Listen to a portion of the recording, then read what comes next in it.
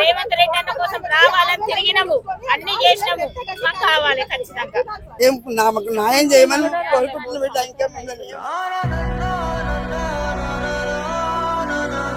ఈ రోజు అయితే హైదరాబాద్లో ఉన్న ప్రజాభవన్ దగ్గరికి అయితే వచ్చాం. ఇక్కడ ఉన్న ప్రజలను అడిగి వాళ్ళ బాధలు ఏంటి, వాళ్ళ కష్టాలు ఏంటి, ఎక్కడి దాకా తీర్చారు, మరి ఇదే ఫస్ట్ టైం వచ్చారా లేక ఇంతకుముందు వచ్చారా, ఒకసారి వాళ్ళని పూర్తిగా వివరంగా అడిగి తెలుసుకుందాం. ఇల్లు లేదు, డబుల్ బెడ్రూమ్ పెట్టినాం నాయన. ఇన్ని రోజులు అయిందో 16 పెట్టేసినాము. షాపూర్కి వెళ్ళి వచ్చినాం. నేను అక్కడనే ఉంటాం, ఐడిపిలో ఉంటుంది. అక్కడికి వచ్చి కాల్ చేసి వచ్చినాం. కిరాయి ఇళ్ళలో నాయన ముసలాయన కూడా బాగాలేడు పెట్ట కింద మీద ఉన్నాడు. ఆయన కూడా ఇద్దరం ముసలోళ్ళము. కిరాయి కట్టుకోవాలంటే 2000 కట్టుకోవాలంటే వాళ్ళు ఇల్లు కాల్ చేయమంటారు. కిరాయి కడతాయి ఉండు, లేకపోతే లేదంటుండ్రు. ఆ దొడ్డు బియ్యం వచ్చేపటికి ఏదో ఏదో తింటున్నాము, బతుకుతున్నాము. ఇప్పుడు ఏం లేదు, మాకు వెనక ముందు రాషన్ కార్డు లేదు, సామాన్లు బయట వేసారు వాళ్ళు. ఇక ఈమెకు భర్త లేడు, పింఛన్ లేదు, ఈమెకి భర్త లేడు, ఇంతవరకు పింఛన్ కూడా రాలేదు.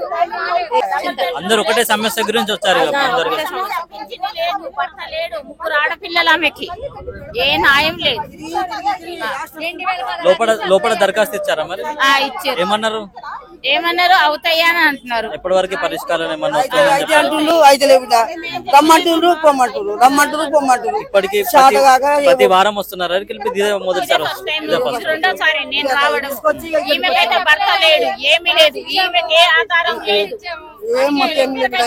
ఆధారం లేదు. నేను చూస్తాను వాళ్ళకి. బస్కరా పెట్టుకొని వచ్చింది నాకు. ఏం లేదు, 7-8 లక్షల అప్పు ఉంది. ఇప్పుడు ఒక ఇల్లు లేదు, రెంట్ కట్టలేదు. సంవత్సరం రెంట్ ఈమె కట్టాలి, 15 నెలలు రెంట్ ఈమె కట్టాలి. 15 నెలలు రెంట్ కట్టాలి ఈమె. ఆ 15 నెలలు రెంట్ కట్టకపోతే ఆఫ్ చేసేసారు. నేను మళ్ళీ బతిల్లాడేసేసి రూమ్ లో ఉంచిన. రూమ్ రెంట్ 7,000-6,000 కట్టవలసి వస్తుంది. 3 పిల్లలు. ఒక డబుల్ బెడ్రూమ్ కోసం అప్లికేషన్ పెడితే ఎక్కడ పట్టించుకుంటలేరు.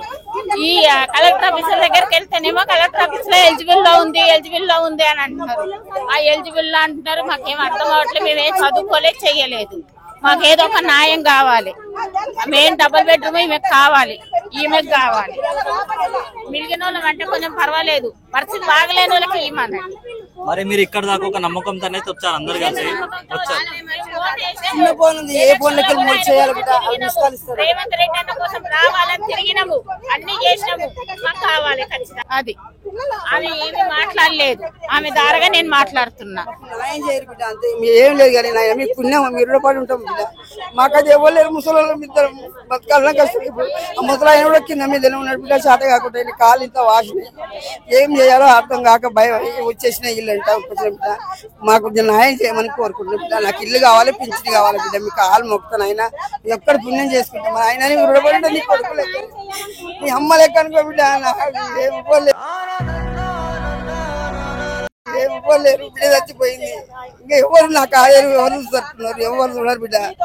అందుకే మాకు న్యాయం చేయమని కోరుకుంటున్నా బిడ్డ. ఇంకా మిమ్మల్ని ఏం అడగలేదు. ఇక్కడ అన్నం ఉంటే చాలు నాకు.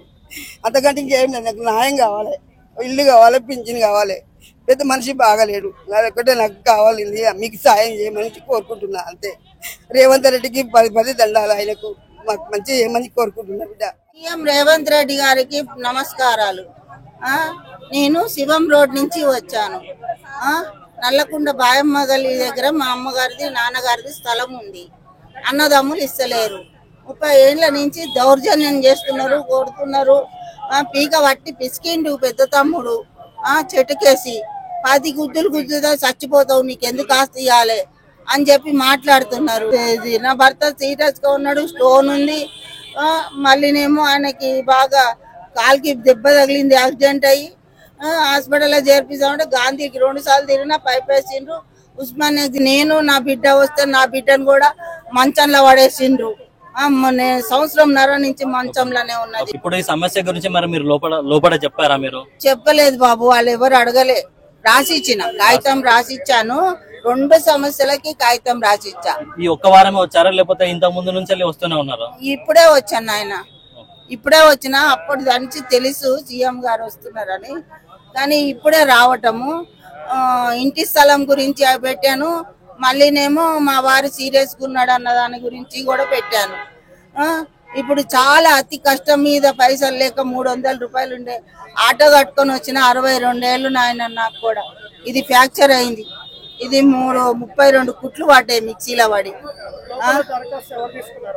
ఇద్దరు తీసుకున్నారు ఇది ఒకటే ఒక ఆయననే 2 తీసుకున్నారు దరఖాస్తు. అది మీడియాలో అది కంప్యూటర్ లో ఎక్కిస్తున్నారట ఎప్పటిదప్పుడు తీసుకెళ్లిపోయిండ్రు పేపర్లు కూడా నావి కూడా. అది ఎక్కియంగానే ఫోన్లు వస్తాయంట మెసేజ్. ఫోన్ నంబర్లు ఇచ్చాము ఫోన్ల ద్వారా వస్తాయంట. కాల్ చేసి వస్తారంట. ఎంత టైం పట్టొచ్చు అని చెప్పారు మీకు?